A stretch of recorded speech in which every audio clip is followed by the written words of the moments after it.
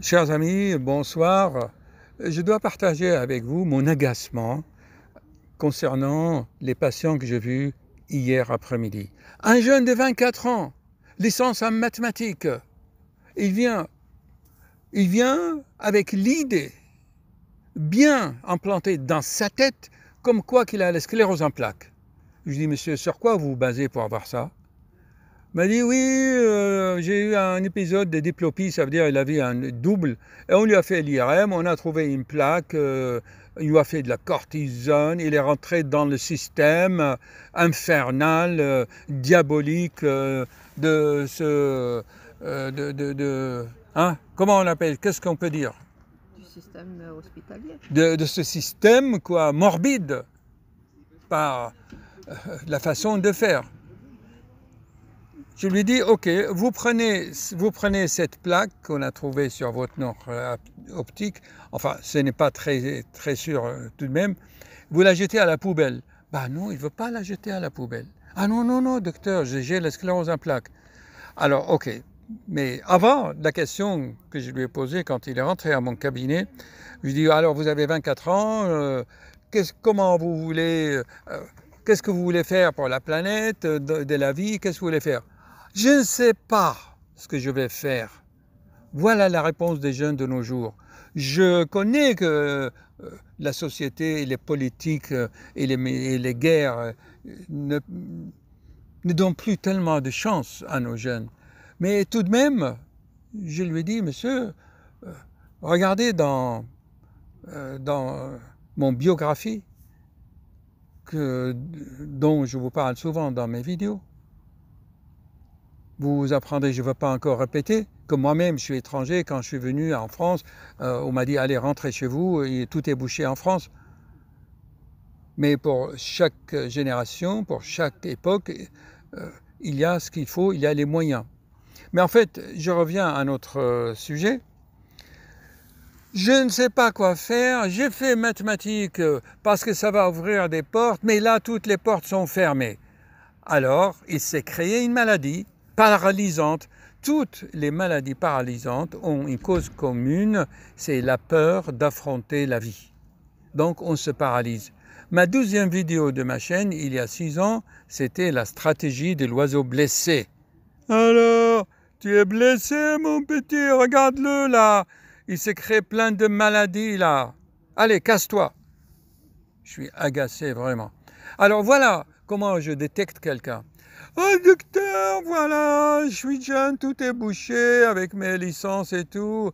Et quand je lui parle d'Idriss Aberkane, il tremble, il se braque.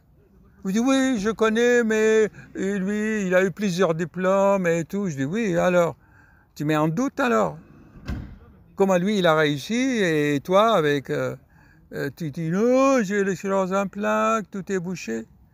Chers amis, les maladies paralysantes, qu'ils soient sclérose en plaques, hystérie, j'ai mal ici, j'ai la sciatique, j'ai mal au dos, j'ai machin, ont une cause commune, à savoir la peur d'affronter la société. Je me répète.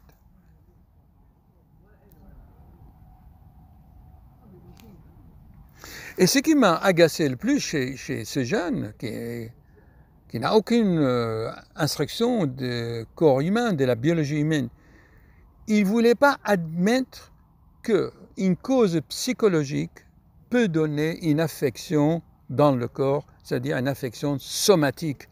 Il ne veut pas admettre qu'une pensée peut donner des perturbations lésionnelles dans le corps physique. J'ai beau lui donner des exemples, il est vraiment braqué pour un jeune. Je l'ai traité de chêne, alors je lui disais que moi j'aime qu'on soit comme un roseau.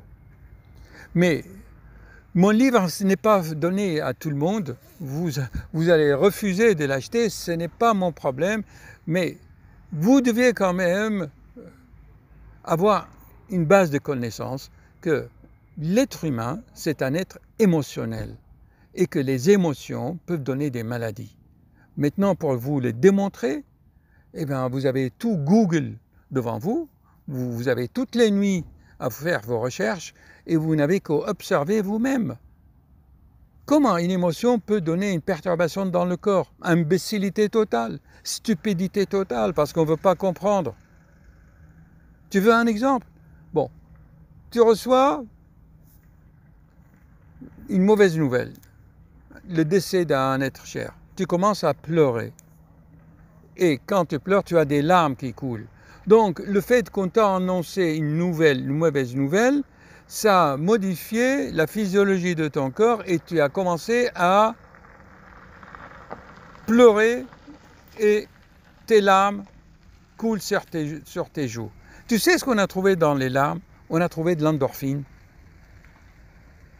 Voilà comment une simple émotion peut déclencher des réactions dans le corps. Les études ont montré, des milliers d'études, des millions d'études, depuis toujours, que les pensées, les émotions peuvent créer des maladies. Alors, vous n'êtes pas obligé de vous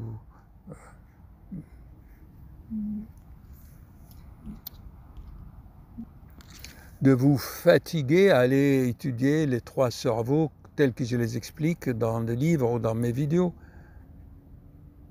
Mais quand même, ayez un peu de logique. Vous êtes devant un grand philosophe, docteur comme Félix de Caral, qui vous explique des choses. Au moins, croyez en ce qu'il vous dit.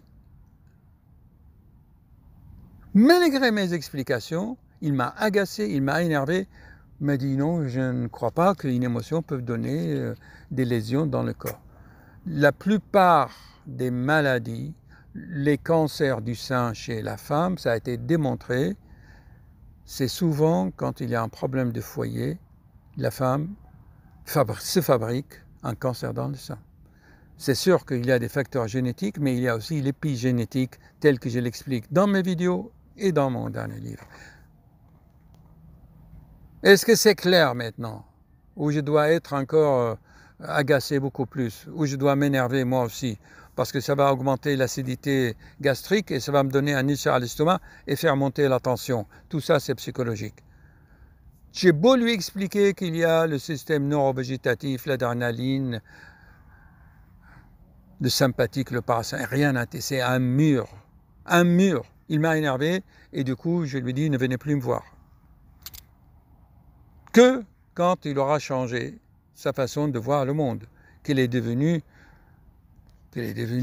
bienveillant. Mais en fait, on a peur de mourir à une idée. On a peur de mourir à une croyance. L'ego ne veut pas mourir. L'ego ne veut pas avoir tort. L'ego veut avoir toujours raison. Allez, salut. Je suis assez agacé comme ça. Chers amis, j'espère vous avoir transmis ce soir une vidéo, une mini-documentaire pour vous encourager à suivre vos rêves sans peur. Et on finit toujours avec ce qu'il a dit Steve Jobs. Vous savez, Steve Jobs, son père était syrien, de Moyen-Orient. On lui a inculqué cette philosophie orientale, créative. Suivez vos rêves, chers amis, sans crainte. Car à ce moment, dès que vous êtes sur le chemin, vous êtes aidé. Des fleurs, croyez-moi, seront mises sur votre chemin. À bientôt.